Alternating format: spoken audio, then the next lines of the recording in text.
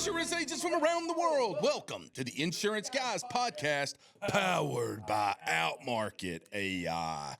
My name is Scott Howell, your fearless host and leader, insurance agency owner and insurance evangelist for I Protect Insurance and Financial Services, based out of Huntsville, Alabama. And before we get started on today's episode, please help me welcome. He is a 6'3" sophomore from Mobile, Alabama. Parade first team All-American, Rivals 5-star recruit. He is a fantastic insurance agent and a great American. Ladies and gentlemen, please put your hands together and welcome the incomparable Mr. Bradley Flowers. How are you, Bradley? Scott, I pissed everybody in Insurance Soup off last week. Tell me about it, because I'm not in Insurance Soup, so I want to know all about it, though.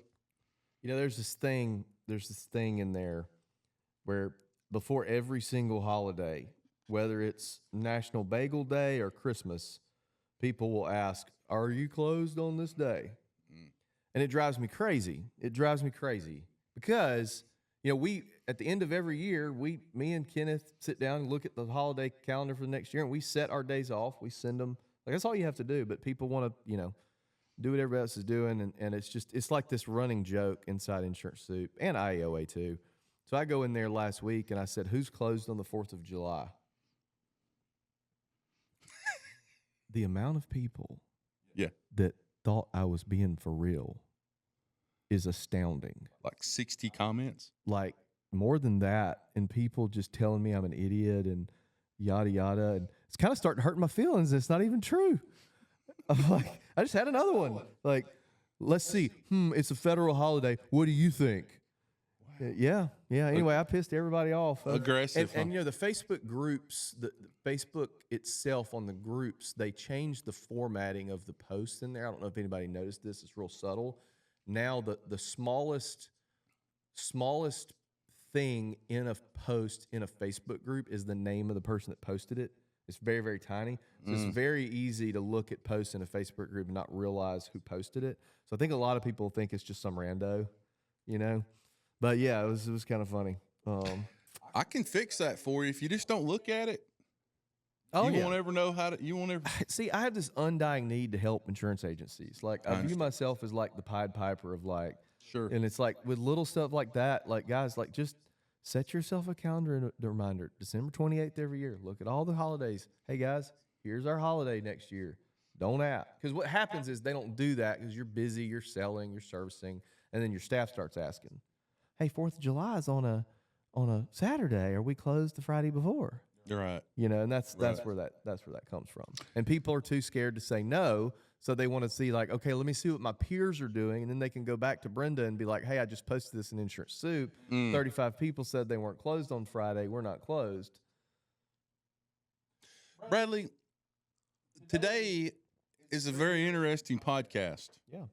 We have my fractional sales leader for I Protect Insurance on this podcast. Now, there were three reasons why I wanted to do this podcast today. Reason number one, I'm here to help insurance agents any way I can. Which one of those is my camera? Is it that one? The 1 point right. We're here to help insurance agents any way we can, okay? And he's done such a fantastic job for us, and really more so than helping my agency force, our producers. I think he's probably helped myself and Clint more than he has our producers, although he's helped them a lot as well. He has this way about him, and I can't describe it. You'll probably hear it on the podcast today, that I'll just put it to you like this. When it all goes down, when the plane is hurtling towards Earth at 600 miles an hour, he's the guy you want by your side, because he has just this calming way about him. He can say things to my staff and they take it in a positive tone or a positive light, where if I said the same thing, they would all get their feelings hurt. Yeah. You know what I mean? It's kind of like when your dad gives you life advice and you don't want to listen to him, but you'll listen to your uncle. Correct. So you're kind of like the uncle of I Protect. He is. Yeah. That is exactly correct. He's kind of like that cool uncle that you really listen to. the second or third reason I wanted to have him on here is I felt like this might be the funniest podcast of all time, because he has had a front row view of exactly how Scott Howell is off the More microphone. so than I have. Exactly. Yeah. He's staff meetings, employee meetings. He has The seen beatings will it. continue until morale improves. He has seen it. And I have looked at him before while I'm talking in a staff meeting or in some just random meeting we're in, and he will literally have tears coming down his face. He's crying, laughing so hard. So I thought, let me give you an example. Last week we were ending our staff meeting, and somebody made a comment about how they were at this age now where blah, blah, blah. And I said, well, I'm at that age now at 54 years old where I know what it was. They said, we were talking about everybody that's in their 20s having to go to weddings. You know how when you're in your... Oh, dude, yeah, you hit a tear where it's like every other Correct. weekend, yeah. And I said, well, I'm at that age now where all my friends' kids are graduating, so I'm getting what I call the money grab. Yeah. The graduation announcement for the kid you've never met before. Yeah. Right? And I said, and I'm not too far from being that guy that's having to go to like close friends' funerals. And he looks at me on the staff meeting. He goes, I think that might be the worst ending to a staff meeting I have ever heard in my entire life. Yeah. It true to form. That's the kind of shit he's seen since he's been at iProtect. But see, I'm in the phase of life where you don't see your friends at all because we all have toddlers. Right. I have like one friend. You know. Well, I want to give him the introduction that he's always deserved. So my neighbor, it's not going to make sense after the introduction. So my next door neighbor, we have this thing we call porch drinks. Be like, hey, you want a porch drink tonight? Meaning meet up at. Yeah. We go over there and have a couple drinks, go to bed. Is that brown water we're talking about? Yeah, absolutely. Okay. We have said, hey, you want a porch drink tonight? Yeah, probably 50 times, and have made it about 4 because both of our kids sleep. It has to line up. I mean, the stars have to align. Right. For both, So that's the phase of life I'm in. I'm sorry. No, it's all good. It's fun. We're gonna start the process of taking care of that this Wednesday. My 2-year-old took a shit on my Father's Day present literally this past week. Literally. It's like you have bird dogs running around your house. It's something else. Ladies and gentlemen, he is originally from Irmo, South Carolina, and he currently resides in Charleston, South Carolina. What a wonderful place to get to live. Yeah. Gosh, couldn't I live somewhere cool like that? Anyway, notable career achievements. This man, ladies and gentlemen, has a resume of success. Played quarterback for Clemson University, was a member of the 2018 National Championship team, 3-time ACC champion, and 3-time college football playoff appearances. I bet I got your damn attention right there, didn't I, folks? He has done it all. He's been a commercial lines advisor for Assured Partners, i.e. Gallagher, South Carolina sales leader for Assured Partners. He's presently an advisory board chair for the Quarterbacks for Christ. He comes from a lineage, a family. Here's what he doesn't know that I know about him. His family, he comes from a family of success. His father, very successful in business. We're going to talk about that today. He doesn't know what I know. But ladies and gentlemen, he presently is the founder and president of Impact Performance, the Impact Performance team, and fractional sales leader for not only iProtect Insurance with Scott Howell, here, but other agencies across the United States as well. But more importantly than all of that, he is my friend. And I would like to introduce to you today my friend and great American, Mr. Patrick McClure. How are you, Patrick? Good morning. Thank you guys so much for having me. Thank you so much for being here. I cannot express to you how thankful I am for everything that you do for our agency and the work that you put in.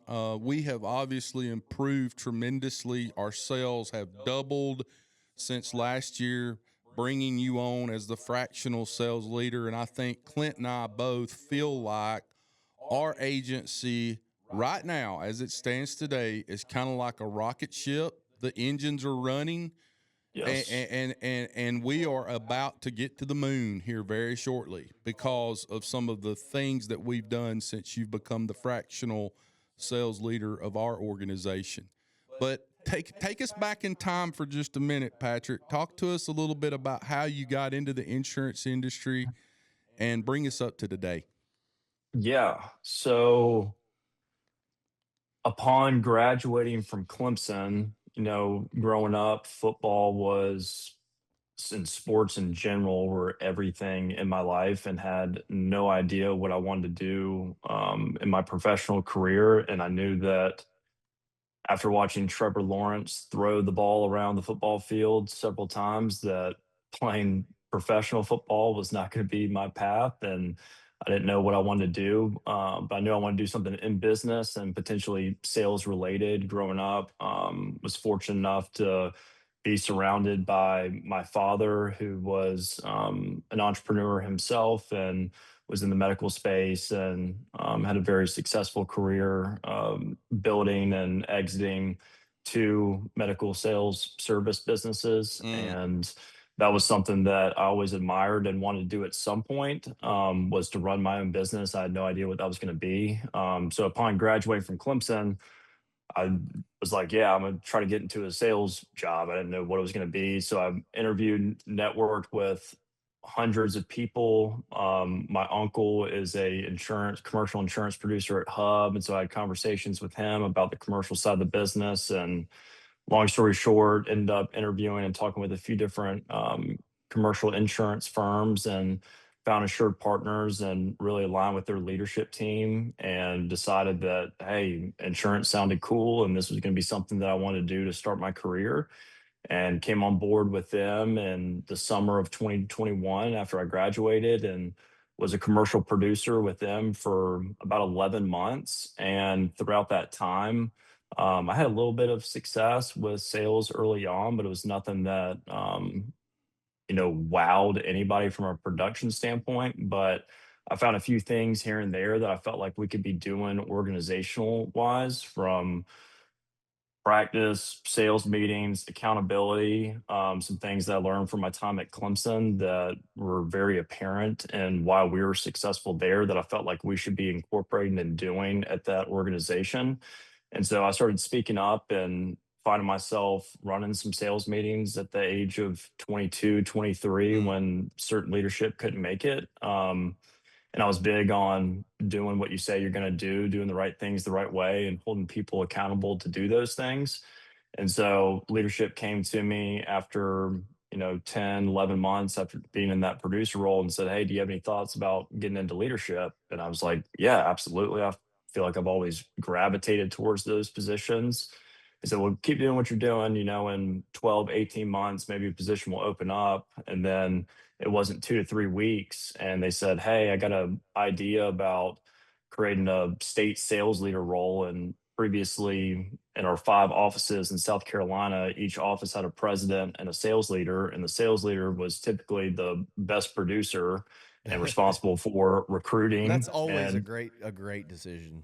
yeah, it's just they're so, hey, we'll take our best producer, give them some other responsibilities, and production ends up coming down a little bit because now they're having to run one-on-ones, run sales meetings, recruit, develop, and do some operational things. And they're like, we want to get these producers back in the driver's seat of driving new business and have a great leader come in and manage the whole force. Like, would you be open to that? And I said, yeah, absolutely.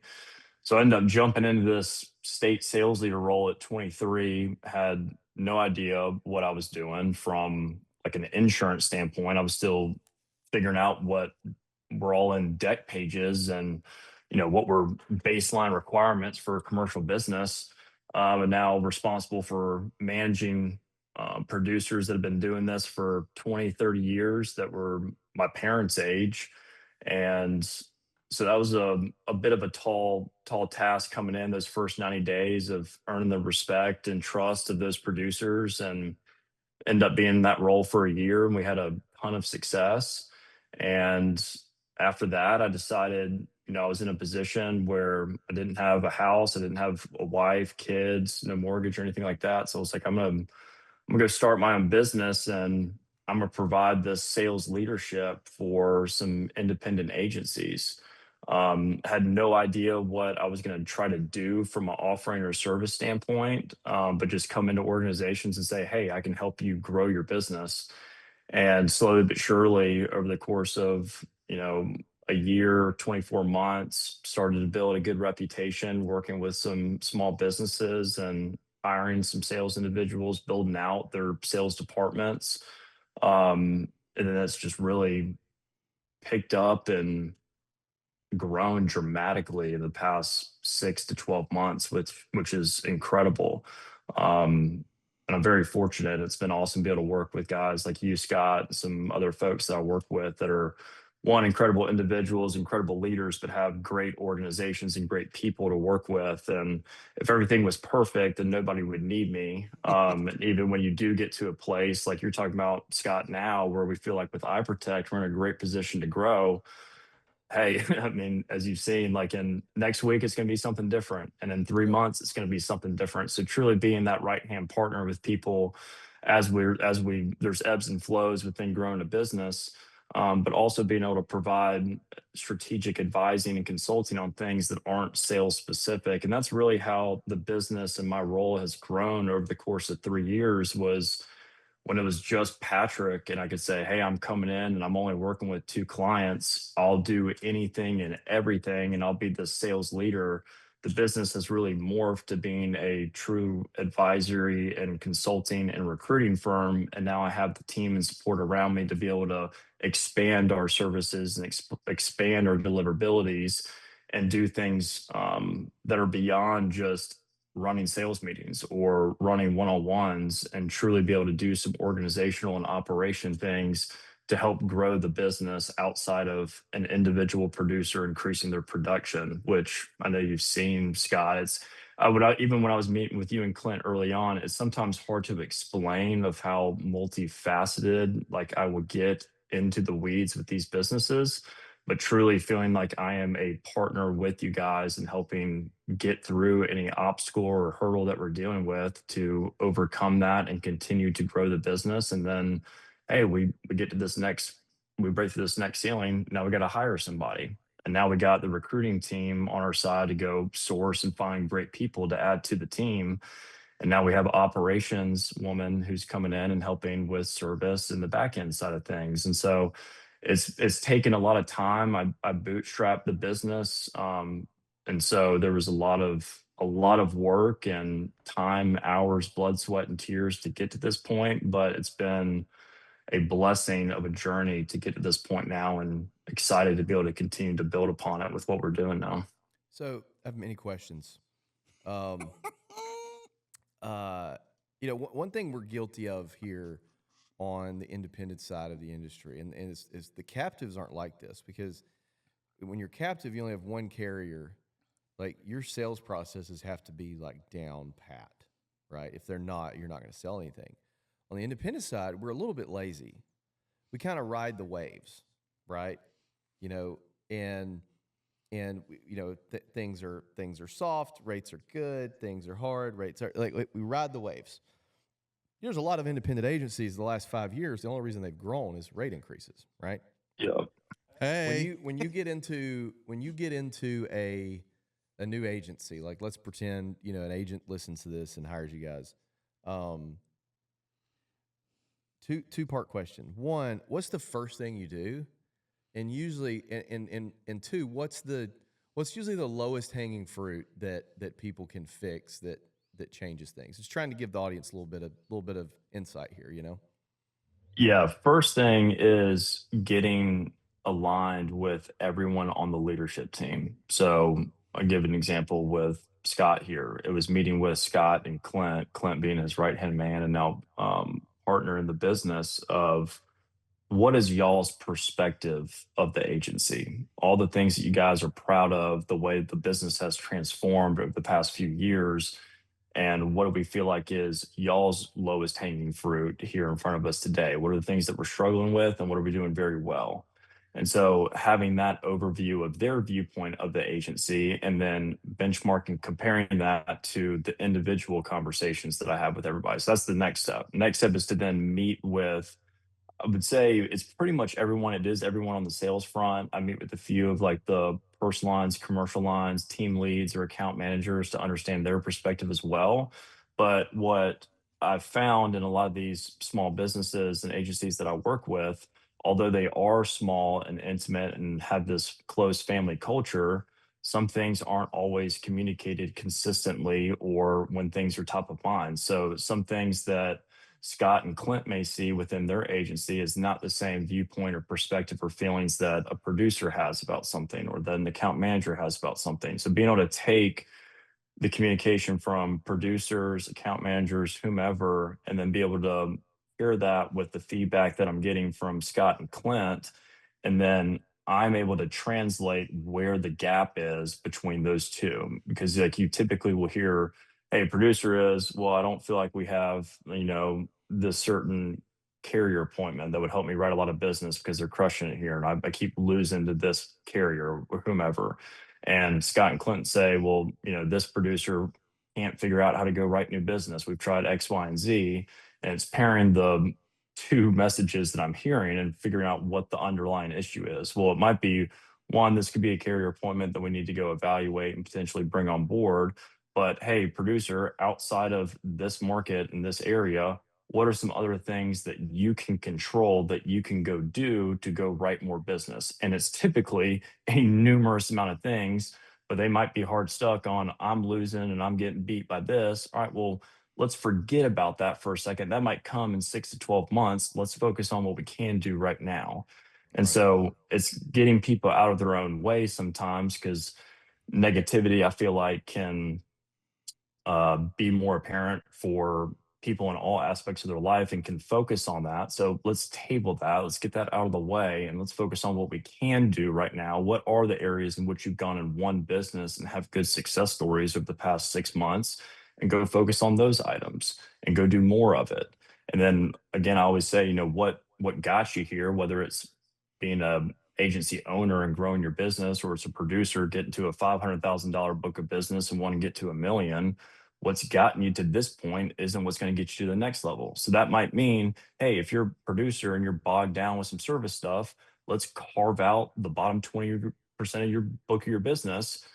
I'm gonna start with Scott and Clint. Hey, we're gonna transition that book of business over to the service team to free you up. Hey, it's gonna suck for the next 3 months because you might lose out on some of these renewals or whatever they may be, but it's gonna allow you to free up to go write more business here the next 12 to 18 months to get you where you want to go inevitably. And it's creating trust, belief, and commitment from the agency owners and the producers that what I'm talking about is real. I've seen it actually go and produce results.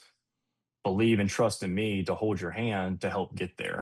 And so it's a lot of that over the first 30 to 60 days is having a really good understanding of where everybody's at. And then also creating the belief and trust from the agency owners and the producers or account managers that I'll be working with. Hey, I can lock arms with this guy and he's going to help me go achieve my goals. Yep. So, in your opinion, so I had an agent reach out to me last week, and he's like, "Hey, look, I know I need to run sales meetings. I don't know how to run a sales meeting. What do I do?" So I just wrote down like kind of what we do and sent it to him. In your mind, how does a good sales meeting go? What's the agenda? What do you cover? And how often do you do them? It is, I'll give you an answer And here, but and and is and another part of that question: what's the craziest thing you've heard Scott Howell say during one of those? Oh my gosh. I'll give you some time to think about it. um so I'll give you my like a blanketed answer here, but I will say it is different depending upon the agency, the makeup of the agency, whether it's personal lines or commercial, and then the type of personnel that you have. So if you have a commercial team that is very seasoned and tenured, you can do it on a bi-weekly basis. And the primary objective for that should be talking through deal strategy. So this isn't a time to be doing a roundtable. Hey guys, what do you have in your pipeline? What are you working on? Blah, blah, blah. Everybody's going to talk about the great things that they have. And yeah, I'm really confident and excited. Like, this is going to be a good one. Like, they're really excited to finally make a change this year. And it's like, okay, yeah, I think we'd all be under the impression that's going to happen. But actually lifting up the hood and talking through that account, leaving no stone unturned, and I like call it playing devil's advocate, punching holes in their approach and their strategy to go win that account. So, like, if you have seasoned commercial producers, that is how you should be spending your time. The role plays, the practicing, that is all stuff culturally that you should be implementing, that they should be doing on their own or in small group settings throughout the week. I always say separations in the preparation, and how these producers are preparing and practicing throughout the week, throughout the month, is what is going to inevitably lead them to get better. And think about how many times Tom Brady has, thrown routes on air against cover 2 or cover 3 in practice before he gets out to a game. It's the same thing. Same way Tiger Woods chips and putts thousands of times before he goes into a tournament. The same way applies to being great at being an insurance producer. And so that's like, it's different for personal lines because it's more transactional. And so you could have those more in a role play practice scenario of going through your script. All right, if we got an inbound lead, this is the process. How are we benchmarking or keeping ourselves accountable to run these leads through our process every single week? And that's more KPI and activity driven. Twofold. I don't remember what your second question was outside of What's the Scott craziest Howell's thing, craziest Scott? thing. That was the second question. I'll tell you what we do. So we do something similar to what you just said. And this is with my inside sales team, not my producers. We do 3 days a week, morning huddle, very first thing. We read a positive review that we got. We've gotten a review at some point in the last couple of days. We read the positive review. We go straight into role playing. That can be one of a few different scripts. Usually the person who's the customer in the scenario, I'll give them a little curveball to throw to the other person. If they say something in the script I don't like, whether they said it wrong or I don't like how they said it, I stop them in real time. Say that again, stop it, say it again until they get it right. Once they've done it correctly, then they go through it one more time. And then we usually end with some sort of update on, like, hey, this carrier's doing this, watch out for this area here is, in a setback, we can't write there, that sort of thing. It's very, very quick, 12 minutes. And then on Tuesdays, I do one-on-ones with them where we are reviewing phone calls. So I'm actually, which they hate. It's awkward. Everybody hates hearing themselves recorded, even me, and we've done 450 of these. But I think, especially the personal lines, like, I'm glad you said that. It validated what we're doing. That I think that repetition is really good. I love the breaking down the deals thing. We aren't doing that right now with our commercial producers. I think that's good because sometimes you can see a different angle, right? Like I'll give you an example. Like, I had a producer that put a professional lines policy with, like, RPS or somebody like that. I'm like, no, like, we've got pro writers. Like, you can do it through it's way faster, way easier, better product, right? So I think that's good, just coming from a different perspective, even on what market you're trying to place risks with. Yes. I would say that's probably one of Patrick's strong suits, is looking at things, breaking down processes or making them better or adding to them. Like, I'll give you an example. Like our Wednesday staff meetings that we were having, he helped us, create a framework for those that starts with, hey, let's celebrate something. Yeah. Let's celebrate something about the agency, where prior to that, it was just you going it was just on me. and on No, tangents. It was Scott. We had the best podcast ever. Let me tell you about it. Right. And then it would end, and then I would ask, hey, does anybody have anything I can help them with right now? Like, what do you need help with? And now there's this framework that we have for our staff meetings, and Clint and I. Everybody knows how it's going to go ahead of time. So but more importantly, that Clint and I, because he's now a part of much bigger part of that, where he used to just, on Zoom, sit there and work while we did a staff meeting. Yeah. He is actively involved Yeah. in that staff meeting, and he has a role to play there as well. But I would say across the board, where Patrick could help any agency that's listening to this right now is maybe you've got that producer that you just can't either seem to get through to, or because I remember when he came on board, the thing I worried about the most was like, with the producers feeling like somebody was watching them. Yeah. And what instead happened was they have built a relationship with him, and I think have really enjoyed working with him. Yeah. Which is part psychology, part cool uncle, Yeah, right? Yeah. Well, I'll tell you too, like with your meetings, man, like I think, and we're not perfect at this. We're better than we used to be, but like the meeting starts at this time. Either you make it or you don't. Now we've never had to worry about that. We're not. Well, and your most yours are on Zoom, I would imagine. So Yeah, it's a little easier when you're on Zoom. Oh, because y'all meet in person. Gotcha. Meetings at this time. Either you make it or you don't. I'm not changing it for your schedule. Yeah. If you're late, we're not waiting on you. We're starting. If you can't make it, that's fine. Door closes at 10 a.m. Yeah. You ain't coming in. Yeah, exactly. We ran into that so our weekly meeting we do on Tuesdays. We usually start that right at 10 o'clock.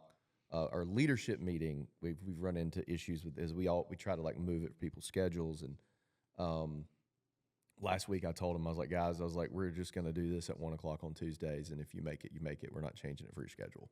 Like, and that's me included. Usually it's my schedule that it has to be moved for. But that's something that I think a lot of people can implement right away that makes a difference. It teaches that punctuality. Yeah, brothers, it is so important to have integrity with those meetings. Like treating those sales meetings, those staff meetings, leadership meetings like you would the biggest account you're ever going to work on. Like you're going to show up, you'd be in the parking lot 10 minutes beforehand, you'd be in the office 5 minutes beforehand and sitting down with ample amount of time before that started. Even on Zoom, because I know that's a big thing in today's world is having remote work.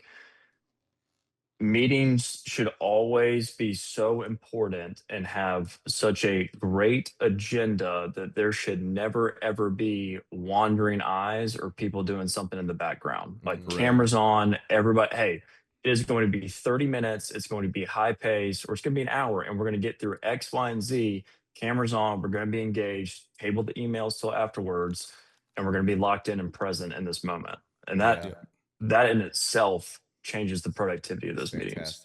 Yeah. The also, if you do Zoom, I'm curious if you're a proponent of this.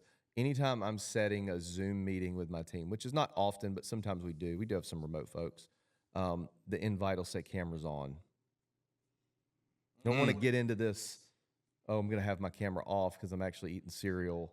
Right. That's hey, Patrick, I had a real quick question I wanted to ask you, and then I'll let Bradley, because Bradley's wheels are like smoke is coming out of his ears right now.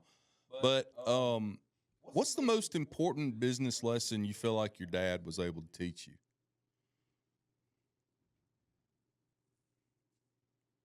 I would say this is a broad answer, but leadership. Everything starts and ends at the top. And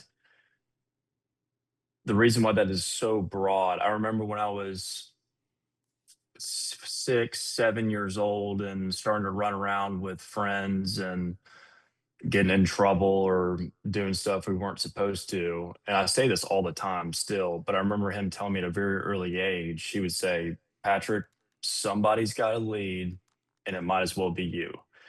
And throughout the entire time of my athletic career, within my professional and business career, everything starts with leadership. And that trickles down and affects everybody. And so much of gaps that are found in businesses or things that can be improved upon just takes somebody stepping up and grabbing the reins and saying, hey, we are going to do this. Here's who needs to be involved, and here's how we're going to communicate. Here's what execution looks like. and this is when it needs to be done. And then somebody that is open to hear receptive feedback. Scott, I think like if I could say one positive thing, and there's several, but about you was your openness and willingness to take my feedback and my suggestions that I've had. And so if you are open to hearing those and open to changing things and then actually going and implementing them alongside somebody, you will see results. And Scott, I won't forget when it was, I think it was probably 2 or 3 months ago, and we had some situations with a few individuals in the organization, and we were talking about roles and responsibilities and the type of work structure that they were going to be in. And I gave you an answer about something within 1099 versus W-2. And from that moment on, it was like a light switch went on. And then you started calling me more. And it's like it'd be tiny little things, but you would call me or you would text me and say, "Hey, I want to get your thoughts on this." And so like that openness to asking for help or asking for suggestions, even though you're the leader of the organization, you should still be able to have those conversations and ask those questions with someone that's a CSR on your team or a first year producer. Let me get your perspective on this, or let me ask you this question, and be able to create that open dialogue of feedback and where people feel comfortable to come to you, not just only about their opinions on, hey, things we could be doing differently, but when they do have something that's bothering them, hey, I know I can come to Scott and have this conversation and it's not going to have this negative impact, or I don't have to sit on this for 2 to 3 weeks until it finally gets to a breaking point and gosh, something's really got to change, or I don't want to show up anymore. But being able to have those proactive conversations and have that communication platform is so critical within an organization. And I think that starts with leadership and demonstrating that with your team, because then that trickles down with how an account manager will communicate with their producer. Producers, we are salespeople. We want to just go tear shit up, go win business, and not touch it afterwards. And if a producer and account manager is having that open conversation, if something bothers an account manager that a producer's doing, if they didn't put it into Epic or Hawksaw for the system like they were supposed to, they won't have a problem. Hey, Bradley, this isn't in here right. Did you talk to the insured about this? I don't see the email thread. Can you go and find that? Yeah, I'm so sorry. I'd be more than happy to go to do that. And so it creates a peer-to-peer level of trust and commitment and belief in one another, but it starts from how Scott or how Bradley's demonstrated that with their team. And again, that all comes back to leading by example. Well, it's also too like when you run across an issue like that, right? The quicker you can address it with that person, the easier it is. Like the more time you add between something somebody does that you don't like and you talking about it to them, a couple things happens. One, you build it up in your head as this thing. Yeah. Two, if you're coming to them with a problem like that, like you're not entering your stuff into the system, and it's about something they did 2 months ago, in their head, you're like, oh, you've been thinking about me this long. Like, you know what I'm saying? Versus just like Yes. something you see real quick, it's kind of nonchalant. And I'll never forget. So I'm the king of avoiding hard conversations. It comes naturally to me. Now I force myself to have them now, right? But for the first couple years of this agency, I would just like let stuff kind of, flow. Stuff would bother me and I wouldn't say anything, right? And like, for example, I just got a PTO request for somebody that doesn't have PTO left, right? Like 2 years ago, I would have just. Hey, let's bring them in here. Yeah. Give them a microphone. 2 years ago, I would have said, okay, well, I guess so. You know what I mean? Versus like sitting down and say whatever. And so I let this girl go 2 years ago, I believe. Did not go great, Patrick. It's a top listened to podcast, me telling this story. Like Bad. pageant girl, shit was getting thrown. Not by me, right? And I remember I had kind of a revelation in that moment. I was like, man, this would be so much easier if I would have had a conversation about this, and this. And oh, by the way, might even have been completely avoided if I would have just had that conversation. And then I thought back to every person I had let go And I was like, man, that would have been easier. That would have been easier. That would have been easier. And it's sort of like there's an adage that treat your food as medicine, or one day you're going to have to treat medicine as your food. Damn. Like, I like that. like most of us business owners don't have a problem at that crescendo moment of somebody's getting let go, having the conversation, but that completely get avoided if you just address those difficult ones immediately when you don't have time to think about it. Like my wife mentioned something to me the other day that we needed to address with my daughter, who's going to be 13 in a week. And Who's right outside this wall, by the way. And I had the conversation immediately, and she was kind of like, because she knows me, she was like, "What? You already talked to her about it?" And I was like, "Yeah." I was like, "If I didn't, I was just going to like build it up in my head, and it was going to come this thing." But I'm more clunky when I have the conversation. Whereas if I just do it now, it's going to come across naturally. Whereas if you wait, like I said in the beginning, people think, "Oh, like this is a thing. Oh, this is a thing. This is a problem with my personality that they've been thinking about." You know what I mean? That came up last week with an agency that I work with. An owner was talking about for the past couple of weeks that she needed to have a conversation with a producer or account manager on her team. And one of the things that we had set out for our to-do list and action items was, hey, before we get together next week, you need to have that conversation with her.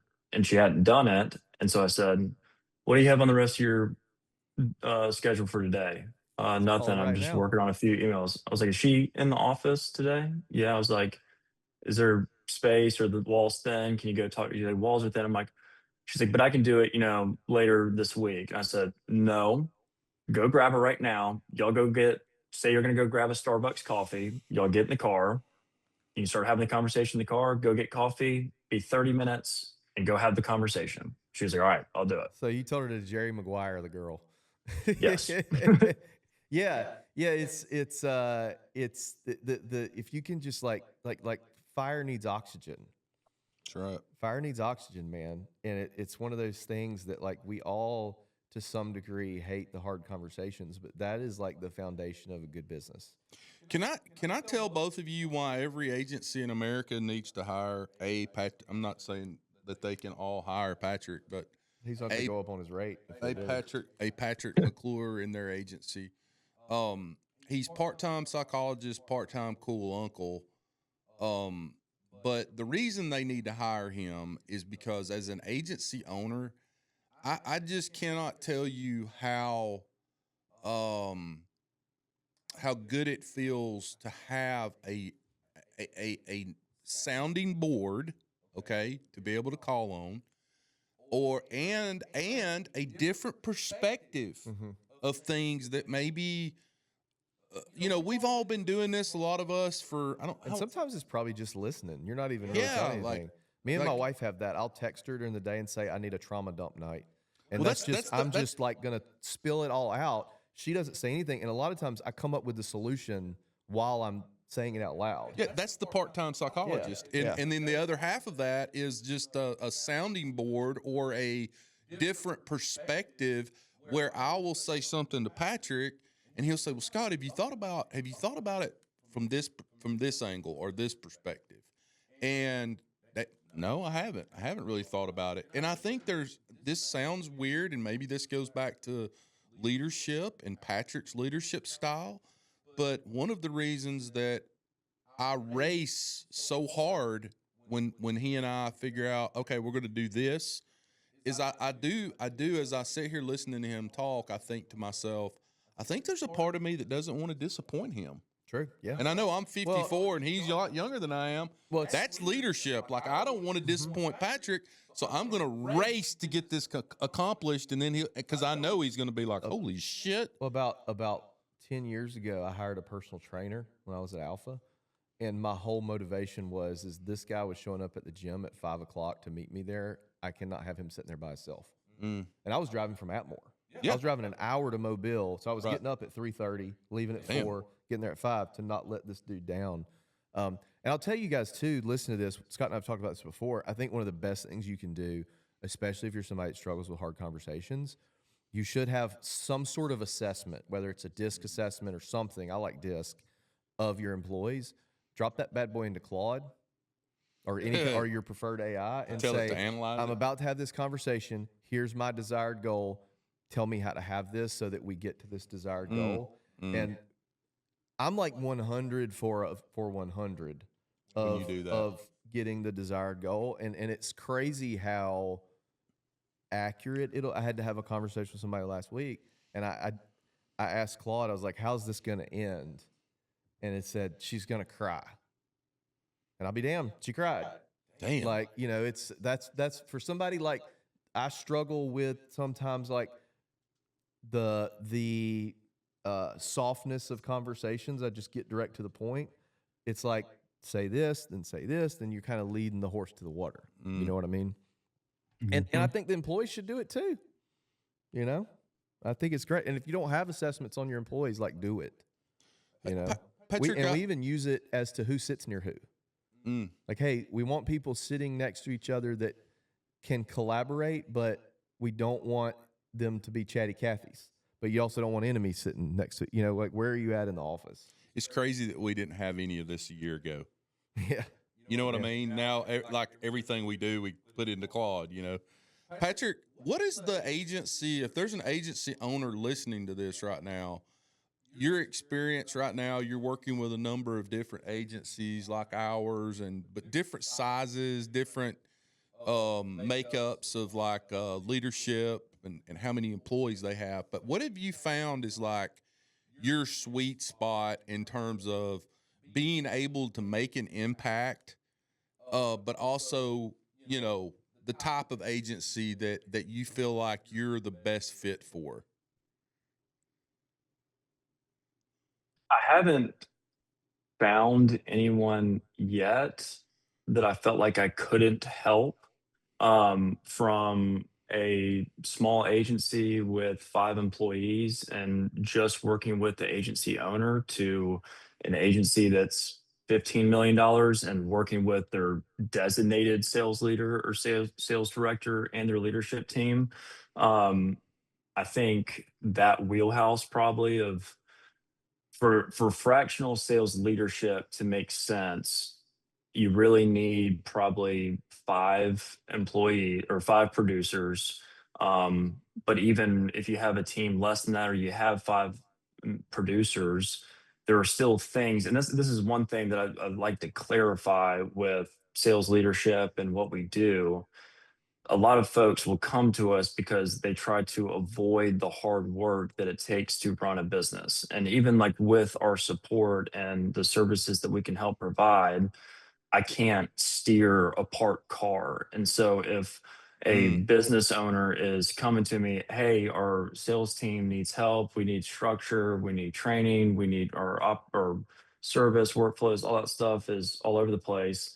We can help, but if you're not going to be there to help orchestrate the belief and buy-in and go help things get done, and you're going to take ownership and accountability for the things that we say we're going to go do, we can go do all these things. I can meet with your team, but if you're still golfing 3 to 4 days a week, or you're traveling 3 months out of the year and you're not showing up to the office, you're not engaged in staff meetings, you're asking somebody else, like, it's not going to get anywhere. So I wouldn't say it's necessarily like a agency size, but it comes down to the leadership and the owner of the organization of, I really care about making a change and getting better. And just as much as I want my producers to be involved in showing up to sales meetings, one-on-ones, or I want our account managers working with your operations director to help build out their workflows and processes and do their trainings. Well, that means I got to show up and I got to be involved and I got to make sure that everybody is believing in what we're doing, because I want to get better too. And so I think it's more of a leadership thing of, I want to take accountability for the results that we're going to get, because I'm investing in Impact Performance team and I want to see the results and I want to go do what I have to do for our team to go achieve that. Now, I think like from a particular standpoint, I think we don't work with captive agencies, but independent agencies that are, I mean, I got a guy here in Charleston that's about to come on board that it's just him right now, and he's working on bringing on account manager, and I'm meeting with them twice a month to help them from getting this thing built up and ramped up to an agency that's $15 million with 50 employees. There's all sorts of things that we can be doing to help improve the business. I'll tell you a story. I'm going to have to anonymize this. Uh, Someone I know is very hard on his employees.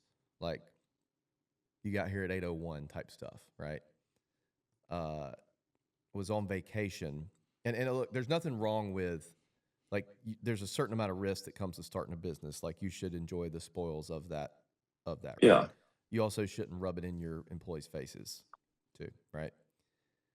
This person called somebody that I know, and the person was on speakerphone, another agent, and was on vacation when he made this call to this person I know, and said, I'm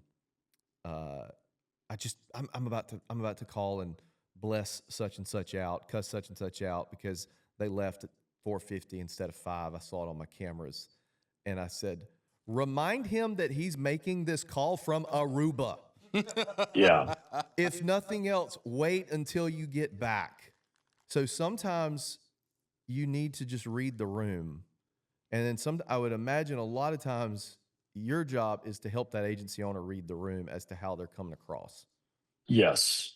All the time. I can't tell you, I mean, countless amount of experiences very similar to that, or a producer not hitting certain amount of their KPIs or activities that the owner has in place.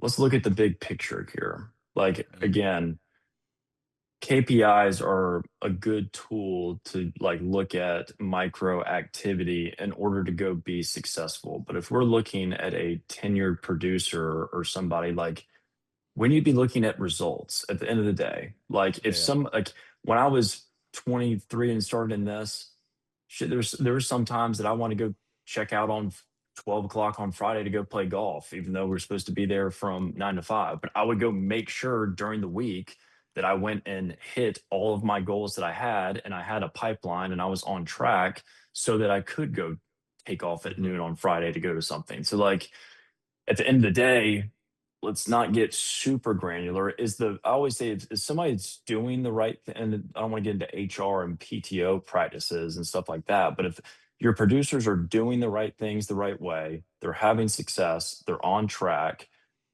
man, they're like, that's why we get into this business, is so we can go play golf and go do things, or go take off an afternoon and go pick up the kids at 3 if you need to go do that. And so, are we doing the things that we said we're going to go do? Now, if that becomes a recurring theme of, yeah, every Friday this person dips out at 3:30 without saying anything, and I'm catching them on security cameras, well, go have a sit down conversation with them, because that comes back to the expectations you have of your full-time 9 to 5 employees. That's different from somebody dumping out at 4:50 just because it's a one-time occurrence. But yeah, it comes back to, how are you leading? How are you setting the stage? And how are you communicating your expectations? I've noticed it too with new people. New people will sometimes mirror the behavior of longtime employees who are very successful.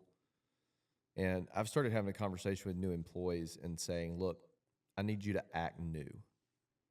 Like, I need you to be the first person here. I need you to be the last one to leave. I'm Right. not asking you to work overtime, obviously, but like, I need you to be bright-eyed and bushy-tailed. I need you to say hey to everybody when they walk in the door. Like, like, act new. Act like you're trying to earn the right to belong here. You know, because the person whose behavior you're mirroring has got a $2 million book and has built it up from scratch. And yeah, they can leave at 3:30 if they want to.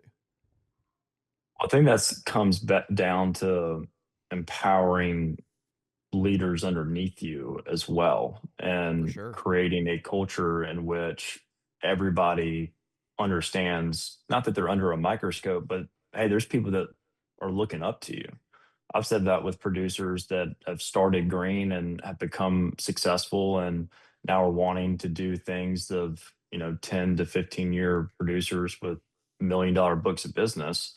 Hey, well, now we got this next wave coming in. People are looking up to you and how they operate and do their day to day, and what type of habits they're building are the things that you're doing now in line with the habits that you want to see out of these folks that you're mentoring. Well, then that comes back to dream building too, of, hey, if are you really content and settled being here where you are in your career, or are there other milestones and places that you want to be able to go hit and go achieve? If so, dipping out at noon on Wednesday, Thursday, or coming and going as you please, that's not going to get you to where you want to go. I think that's a big thing too about under these first initial conversations. I never approach it as I'm a consultant or I'm a sales leader, and I certainly do not micromanage, but it's truly understanding where the producer or business owner wants to go and where they want to be in life, and how do we go and do that? Like, it's not going to happen from working 20 hours a week. I don't know anyone that's become uber successful in their career working 20 hours a week. I don't care, you can obviously get to that point, but it takes a lot of work, even if you've been doing this for 10 to 15 years, to still build and grow and get to the next level. Last question, and I'm going to let you go. What do you see for yourself in terms of the next 5 to 10 years, your organization? Is it to scale and continue to grow, or is it to, do something else? I would love to continue to build impact performance team. What I'm doing right now, I have daily and weekly reminders of this being the purpose that God's called me for. And that shows up in multiple elements of my day to day. The reason why I started Impact Performance Team and my mission is to make a positive impact on others and have everybody come out of any conversation I have better than when they first met me, or better when they were before we first talked. And building a team around me that is able to go and deliver that same experience means a lot. And I know the impact that we've made on these businesses and individuals has been incredible. And I want to be able to continue to deliver that at a larger scale. So for the time being, we're going to continue to build upon that and build out our team to provide incredible services for recruiting, for operations, for sales. And then eventually, like in 10 years, I would love at some point to have somewhat of like a growth equity type of business in which I can truly partner with businesses at a deeper level to help scale and grow, and have a SWAT team that can come in and be able to uplift and grow their businesses, and us have um, some skin in the game or a deeper relationship with helping drive that business. Um, but I think it's been perfect timing over the course of the past 3 years and foundationally building this business as just Patrick being the fractional sales leader to now having some other incredible people on our team that can go do things that are even better than how I could do them. And that's something that I talk about with agency owners today about, if how can you go drive revenue and invest in people around you that can do things better than you, but also the things that you maybe don't enjoy that somebody else loves to do. Like I don't love service and operations. I'm know enough to be able to help a lot in those areas. But that's why I just hired somebody else that eats, sleeps, and breathes operations and services and can come in and provide that support. So I'm getting my time back from being able to get in the weeds of that stuff, but I'm also giving it to somebody who's better at it than me and loves doing it. And so that's how I want to continue to grow and build what we're doing right now. Hey, this is going to be the last question of the day. And because I enjoy getting kicked square in the nuts, in the short time that you've gotten to know me, what is Scott Howell's biggest weakness that he needs to improve on? In your opinion, and you can't. You have the entire insurance industry's attention.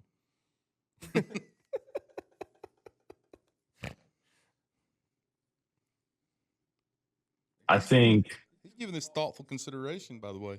well, I'm going to give a real answer here. I think one area that you've grown already, and what I would say is, and that's obvious because y'all run a very successful podcast, is Scott loves telling stories and talking about things that maybe aren't as important to team members as they are to him. And Scott, that's one thing that you've already grown and got better at is like even the staff meetings is truly talking about things and that matter today for the team versus the things that are top of mind that you're super excited about that you want to just share and grab a microphone and go. Yeah. So you've already gotten better at that. I would say another thing is truly understanding the things that only Scott Howell can do and only the areas that you are best suited to serve your time. And that was something that we worked on with Clint was creating those roles and responsibilities of like, what are the things that only Scott can be doing that will help drive the business forward and not getting distracted by other areas like I need to be working on creating email templates for a book Right. roll or moving things over. Like, well, we got some great people over here that could crush it at this. Scott, don't spend your time here because I think that's one thing you want to do everything because at the end of the day, it's your business and results are going to be driven from what you do. But how do you hand things off and not try to do everything? And that's not, Yeah. again, that serves everyone well, but at the end of the day, if you try to do too much of that, it will, one, deplete your time, energy, but also take away from the growth of your team and the areas that they can step up and inevitably You, build. you want me to tell you how well he's grown? About 6 feet in front of his face right now is a piece of paper that says "Shut the f up and listen." That he wrote, unsolicited, and taped up. So Yeah, I'm trying to do a better job on been listening to some of our podcasts and I'm like, Scott, shut up and listen to people well, it's hard and because not overtalk people. it's hard because you want to provide, and I deal with it too. You want to provide value, so you want to say. And if you're ADHD like me, if you don't say the thing when it comes in your head, you're gonna never. It's never gonna reappear again. I saw a TikTok video this weekend that was a guy who was looking at his phone. He was like, "Ha, that's funny," and then it panned over, and his buddy was pinned under the car, and he goes, "Oh shit, that's right, 911." Yeah. It was Yeah. like, "That's me." So Hey, Patrick, how do these agency owners, if they have an interest in hiring your team, how do they get in touch with you? What do they do? What do they need to do? My email address is patrick at impactperformanceteam.com. You can reach out to me directly there. Our website, there's a book a call page. You can book a call via Calendly on there, also fill out a contact form.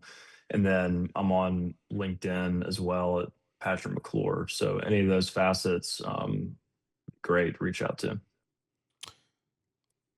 Humbled and blessed to have you on the show, but more humbled and blessed that we made the decision to bring you on. I think it was one of the best decisions we've ever made in our agency.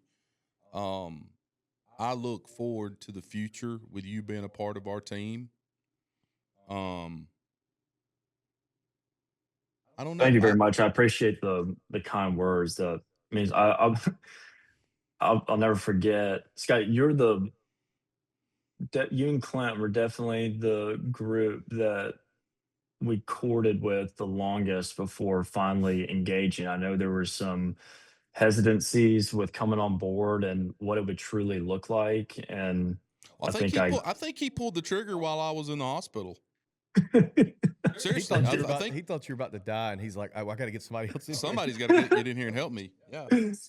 But no, it means a lot hearing your feedback and very uplifting comments. It means a lot. I know I always say it takes a lot longer as we've gotten started, but I'm glad we're seeing the results now of everything that I mean, worked our butts off with for the first Yep. 3, 4, 5 months. And now we're in a position where the foundation's built that we can go from. So Right. again, it takes a lot of work. But I'm very fortunate to be working with you and Clint and your team. And thank you guys for having me on today. Man, that's no problem. Guys, as I end every episode, rewards come from action, not discussion. Get your ass out from behind that desk today. Go out, stop shuffling paperwork and doing TPS reports. Go out into the big bad world and become the mayor of your village. Go write good business for your wife, for your husband, for your kids' college funds, for your parents and in-laws out there that are struggling. Go write good business for them. Write good business for the agencies that you represent, and write good business for the carriers that you represent. Bradley Flowers, I love you. Thanks, man. Thanks, Patrick. Patrick, I love you too, brother. Y'all, thank you guys. Guys, you were listening to the Insurance Guys podcast, and we love each one of you.